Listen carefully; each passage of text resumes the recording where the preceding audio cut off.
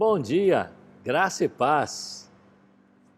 Nesta manhã de sábado, sim, chegamos ao final de semana finalmente. E eu tenho uma palavra de Deus para nós. Eu gosto de dizer para nós porque a palavra não é só para você, ela é para mim também. E o tema dessa manhã é o desafio de permanecermos no caminho. É um outro desafio. E é um desafio permanecer no caminho. E o nosso texto base é Mateus 24, verso 13. Mateus 24, verso 13. Diz assim: aquele que perseverar até o fim, este será salvo. O que permanecer até o fim, ou perseverar até o fim, será salvo. Que palavra tremenda é essa, hein? Glória a Deus. Muitos, quando iniciam a sua caminhada no reino, fazem com muita alegria, com muita intensidade, com muita efervescência. São comprometidos, são fiéis, são cheios do Espírito Santo. Testemunham para muitos sobre o Evangelho de Cristo, não perdem uma reunião, estão presentes em tudo, participam de tudo, debaixo de muita alegria, de intensidade, de fervor. Porém, com o passar do tempo, parece que alguns começam a arrefecer e a esfriar um pouco.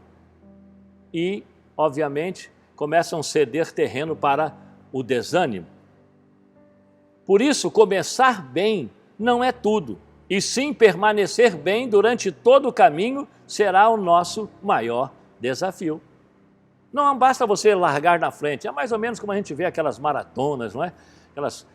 Onde tem alguns que saem na frente, dando a impressão de que eles vão chegar na frente, dando a impressão de que eles vão vencer, e depois, com o decorrer do percurso, eles vão ficando para trás e os verdadeiros vencedores, eles vão se apresentando e um deles leva realmente o prêmio, cruza a linha de chegada por primeiro. Então não basta começar bem, é importante continuar bem, permanecer bem, isso é importante. E a gente, quando lembra de alguém que começou muito bem, mas que precisou ser corrigido e chamado a atenção por Jesus, foi a igreja de Éfeso. O texto é Apocalipse capítulo 2, de 1 a 5. Eu vou só comentar o texto, eu não vou ler o texto. Não é? A gente sabe que a igreja de Éfeso era uma igreja muito efervescente, uma igreja de fé, fora elogiada pelo apóstolo Paulo 30 anos antes, não é? Era uma igreja pujante, uma igreja crescente, era uma igreja emergente, era uma igreja que tinha unção, que tinha graça de Deus, que se movia nos dons, uma igreja que começara muito bem, mas com o passar do tempo essa igreja começou a perder os seus valores, se afastar dos princípios de Deus, ao ponto de Jesus ter que mandar uma carta para a igreja de Éfeso dizendo: você precisa se arrepender,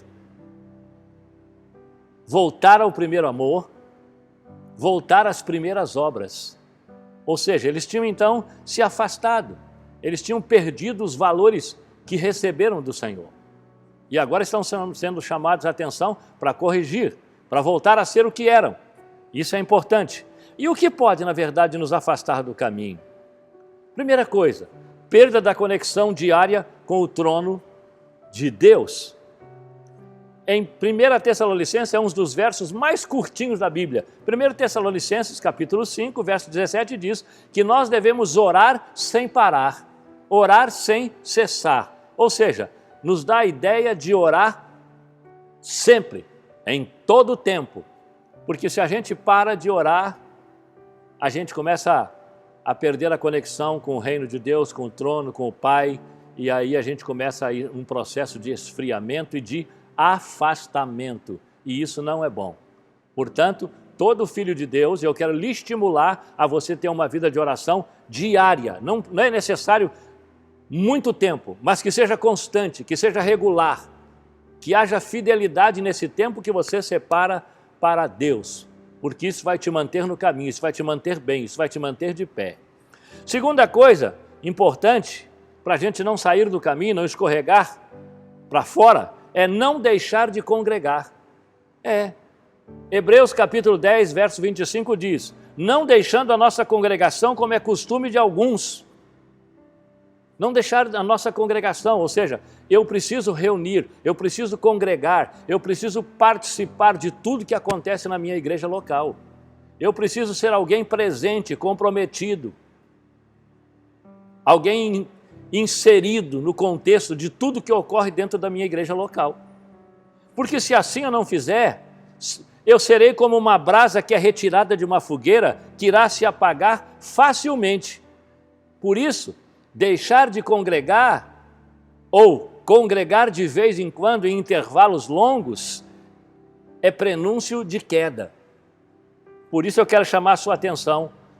Olha, você que ficou em casa por muito tempo, e era justificado isso porque não havia uma liberação para nos reunir, mas já está liberado, ainda que com restrição, mas você hoje não tem mais justificativa para não vir ao culto, para não congregar.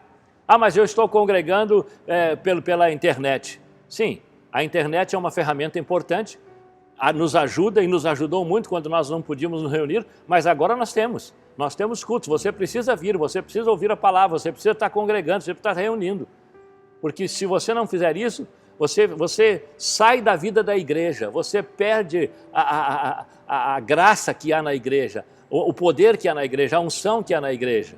Você vai se distanciando, daqui a pouco você está tão longe que vai ficar muito difícil para você voltar. Terceira coisa que pode afastar a gente do caminho, parar de ser guiado pelo Espírito Santo. Sim, deixar de ouvi-lo. Eu agora confio na minha maturidade, eu confio na minha experiência, em tudo que eu adquiri ao longo dos anos, então eu não tenho tanta necessidade de recorrer ao Espírito Santo, afinal de contas ele é muito ocupado. Mas olha o que diz o texto em Evangelho de João, capítulo 16, verso 13. Mas quando vier aquele Espírito de verdade, ele vos guiará em toda a verdade, porque não falará de si mesmo, mas dirá tudo quanto tiver ouvido e vos anunciará o que há de vir. Olha então o que o texto diz, que ele, o Espírito Santo, veio para nos guiar em toda a verdade. Eu não posso deixar de me relacionar com ele, eu não posso deixar de ouvi-lo, eu não posso deixar de ser guiado por ele, porque se eu for guiado por mim mesmo, pela minha vontade, pelos meus desejos, pela minha carne, certamente estarei me afastando do caminho, saindo para fora, me desassociando da vida de Deus. Por isso é importante que a gente tenha esses cuidados. O congregar, o ser guiado pelo Espírito Santo é muito importante para que a gente não termine os nossos dias separado de Deus, o que seria uma tragédia. E eu quero encerrar com esse texto. Sim, encerro com esse texto. 1 Coríntios, capítulo 15, verso 58. Portanto, meus amados irmãos, sede firmes, inabaláveis e sempre abundantes na obra do Senhor. Obviamente que são muitas coisas que vêm contra nós para roubar de Deus aquilo que está em nós, para roubar a vida de Deus, para roubar a graça, para roubar o depósito que Deus colocou em nós. Por isso é importante que nós estejamos vigilantes, atentos, para não nos separarmos dele, para não escorregarmos para fora do caminho, para não sofrermos perdas irreparáveis. Aí é necessário então nós fazermos essas 3 coisas que eu quero repetir, quero só lembrar para você, ok? Não perder a conexão diária com o trono de Deus, ou seja, manter uma vida de oração, não deixar de se reunir, de congregar, porque quando a gente deixa de congregar é como uma brasa que é retirada da fogueira, logo ela vai se apagar. E não deixar de ser guiado pelo Espírito Santo. Se nós conseguirmos manter essas 3 coisas, nós vamos nos manter no caminho, vamos nos manter firmes e seremos inabaláveis. E ninguém vai nos arrancar do propósito que Deus nos deu para vivermos nessa terra. Que o Senhor te abençoe neste sábado, que a graça dele seja contigo e nós vamos orar. Orar porque é importante que a gente possa colocar diante de Deus esse desafio de permanecer no caminho. A minha oração é que você permaneça no caminho todos os teus dias, que você encerre a sua carreira e guarde a sua fé nele, caminhando com ele, vivendo para ele, andando nele, servindo a ele, vivendo para ele.